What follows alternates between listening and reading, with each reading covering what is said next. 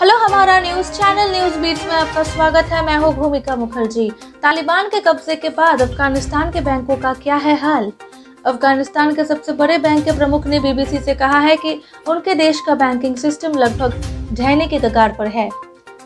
Islamic bank of Afghanistan के मुख्य कार्यकारी अधिकारी सैयद मूसा अल फलाही ने कहा है कि उपभोक्ताओं की बेचैनी के कारण देशी का वित्तीय उद्योग अस्तित्व संकट की चपेट में है। काबुल में अफरा तफरी के बाद अस्थायी रूप से दुबई में रह रहे अल फलाही ने कहा, इस समय बड़ी संख्या में लोग पैसे निकाल रहे हैं।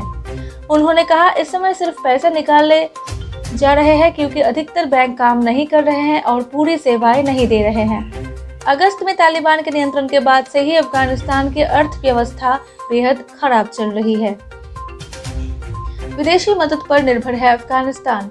ये देश वित्तीय मामलों को लेकर अधिकतर विदेशी मदद पर निर्भर है। विश्व बैंक के अनुसार देश का 40% सकल घरेलू उत्पाद अंतर्राष्ट्रीय मदद से आता है।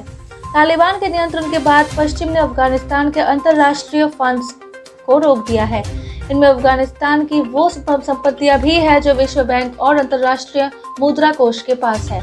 अल फलाही ने कहा है कि इसकी वजह से तालिबान वित्तीय मदद के लिए अन्य स्रोतों की ओर देखने को मजबूर हो रहा है। उन्होंने कहा, वे चीन, रूस और अन्य देशों की ओर देख रहे हैं। ऐसा लगता है कि अभी या बाद में वे बातचीत में सफल होंगे। हर बूंदों में एहसास नया है, ताजगी भरी खुशियाँ। The Bengal water for life, अब आपके शहर में। चीन पहले ही अफगानिस्तान के पुनर्निर्माण और तालिबान के साथ मिलकर काम करने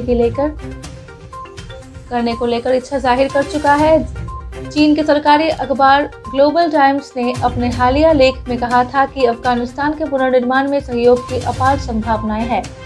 इसमें आगे कहा गया है कि चीन निश्चित रूप से इसमें एक अग्रणी भूमिका निभा सकता है। 5% घरों में नहीं है एक दिन का खाना। अफगानिस्तान की आर्थिक दिक्कतों को लेकर तालिबान अभी भी भारी दबाव में है। देश में महंगाई तेजी से बढ़ रही है और देश की मुद्रा अफगानी लगातार नीचे गिर रही है और देश के लोग बेचैनी की हालत में हैं क्योंकि या तो उनकी नौकरियां जा चुकी है या फिर उनके पास नौकरी की कमी है।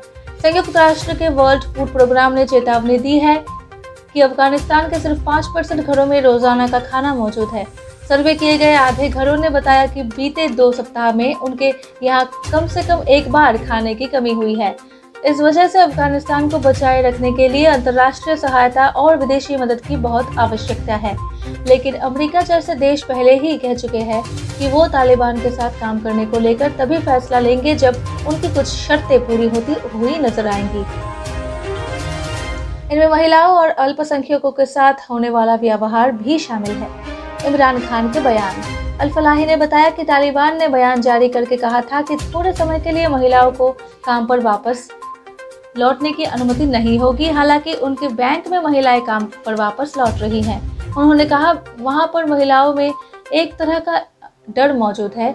वे दफ्तर नहीं आ रही थी, लेकिन अब धीरे धीरे उन्होंने दफ्तर आना शुरू कर दिया है। उधर अल फलाही का बयान पाकिस्तान के प्रधानमंत्री इमरान खान के हालिया बयान से जुड़ा दिखता है। इमरान खान ने बीबीसी को दिए हालिया इंटरव्यू में कहा था कि तालिबान ने पिछली बार जिस तरह का व्यवहार किया था उसकी तुलना में अब वो दुनिया को अधिक मॉडर्न और बदला हुआ दिखाने की पूरी कोशिश कर रहे हैं। इमरान ने कहा था, इस समय वे अधिक लचीले हैं और अधिक सहयोग कर रहे हैं। इस समय वे कुछ समय के लिए बहुत कड़े नियम और फायदे लागू नहीं कर रहे हैं। हालांकि महिलाओं और मानवाधिकारों से जुड़े संगठनों का कहना है कि तालिबान की कथनी और करनी में बहुत अंतर है।